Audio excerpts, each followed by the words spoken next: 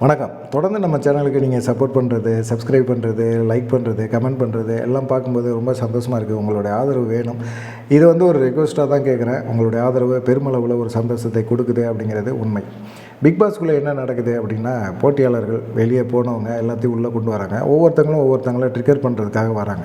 காணாவினத்தை trigger பண்ணுறதுக்காகவே Diwakar உள்ளே வரார். சட்டை போடாமல் அவர் பாட்டுக்கு சட்டையெல்லாம் கழட்டி போட்டுட்டு வெறும் உடம்போட அவர் சுற்றுறது எப்பயுமே யாருனாலையும் ஏற்றுக்க முடியாது. லேடிஸ் இருக்காங்க அப்படின்னு சொல்லி போட்டியாளர் இருக்கும்போதே பல தடவை சொல்லிட்டாங்க. இந்த குற்றச்சாட்டை அவங்க விஜய் சேதுபதிக்கு முன்னாடி கூட சொல்லிட்டாங்க.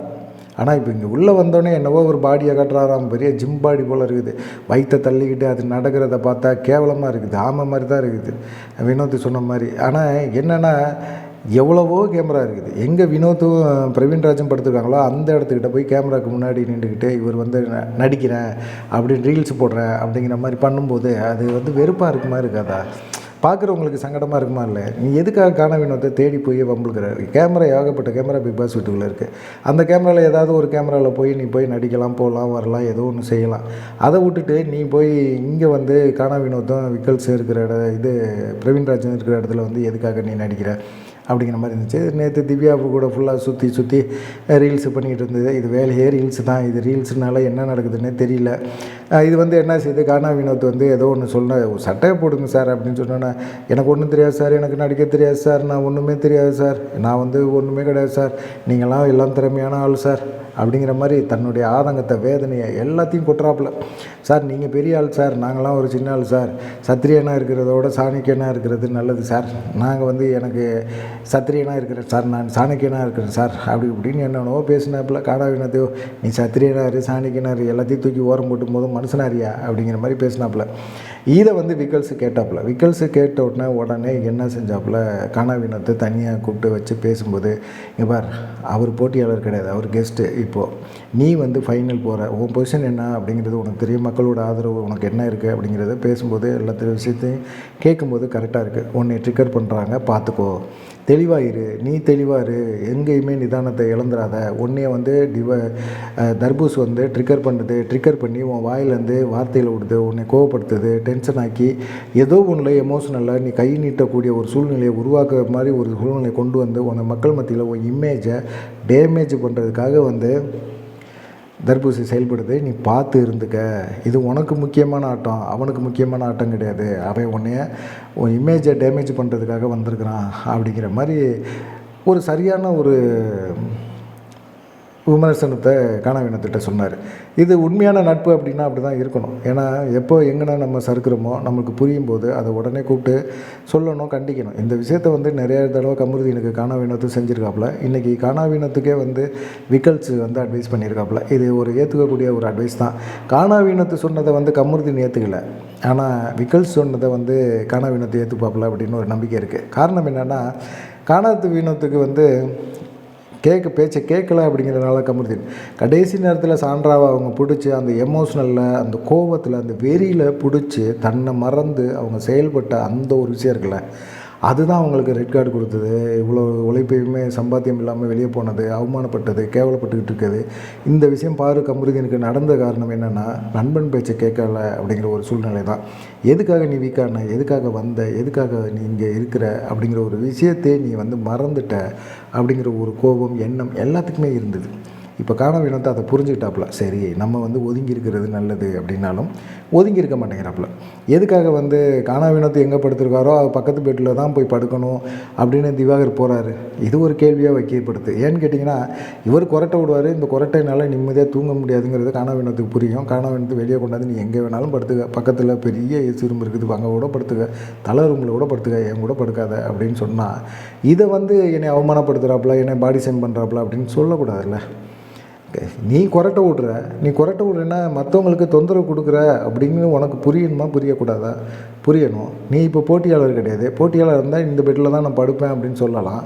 நீ எங்கே வேணாலும் படுக்கலாம், நீ போய் எங்கே வேணாலும் படு. எதுக்காக அடுத்தவங்களை போய் தொந்தரவு பண்ணுற அப்படிங்கிற மாதிரி தான் இருக்குது. சரி, அதை தாண்டி பார்த்திங்கன்னா, வியானா சாண்ட்ராவை எப்படி வெறுப்பேற்றுது அப்படிங்கிறது தான். நிறையா விஷயங்களில் சாண்ட்ரா நான் போல்டான ஆள் தான், தைரியமான ஆள் தான், கேள்வி கேட்க வேண்டிய இடத்துல கேள்வி கேட்பேன், எனக்கு எந்த விதமான பயமும் கிடையாது அப்படின்னு சொல்லும்போது வியானா வந்து நக்கலாக சிரித்தாங்க. நீ என்ன சொல்ல வரேன்னு எனக்கு புரியுது, இதோட நிப்பாட்டிக்க, இதுக்கெல்லாம் இவ்வளோ ரியாக்ஷன் நீ கொடுக்க வேண்டிய அவசியமே கிடையாது.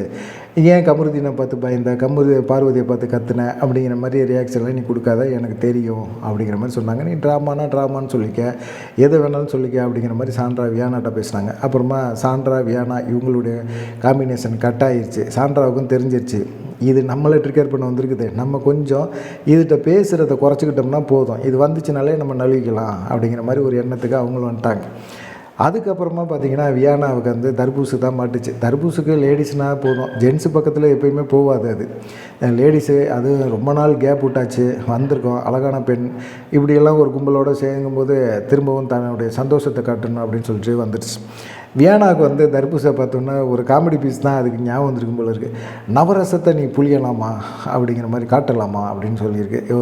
நீ நவரசத்தை காட்டுறியோ இல்லையோ, வீட்டுக்குள்ளே வந்து ரசம் வச்சுன்னா கூட தேவலாமையா அப்படின்னு சொல்லி திவ்யா பேசுது. திவ்யா எழுத்தாப்பில் உட்காந்து காய்கறி நறுக்கிட்டு இருக்குது. வியானா வந்து ஒவ்வொரு விஷயங்களும் பண்ண சொல்லுது. சரி அப்படின்னா இது வந்து என்னுடைய யதார்த்தமான சிரிப்பு, மக்கள் அதிகமாக விரும்புகிற சிரிப்புன்னு ஒரு சிரிப்பு சிரிக்கிறான் பாரு.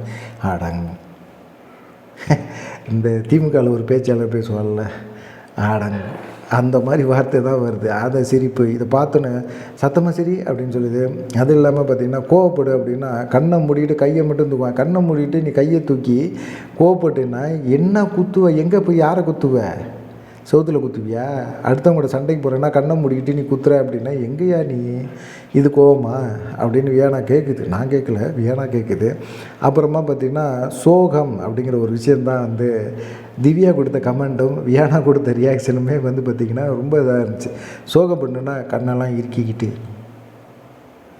இதுதான் சோகமா அப்படி ஒரு ரியாக்ஷனை கொடுக்குறாப்புல. இதை திவ்யா பார்த்துட்டு இது வந்து எப்படி இருக்குது அப்படின்னு வியானா கேட்டாங்க. இது சோகமா, என்னண்ணா நீ இப்படி பண்ணுற, சோகமாக இரு அப்படின்னு சொன்னால் இப்படியா நான் இருப்பேன், நீ ரொம்ப கேவலப்படுத்துகிறேனே அப்படின்னு சொல்லினா, அதெல்லாம் கிடையாது, சோகம்னா இப்படி தான் இருக்கணும், நீ இருக்கிறது வந்து சோகமாக இல்லை, நீ காட்டுறது ரியாக்ஷன் வந்து அமைதி, சோகம்னா ஃபேஸ் எக்ஸ்ப்ரெஷன் வந்து இப்படி தான் இருக்கணும் அப்படின்னு சொல்லி ஒரு நடிகைக்கே ஒரு நடிப்பை சொல்லி கொடுக்குறாரு திவாகர்.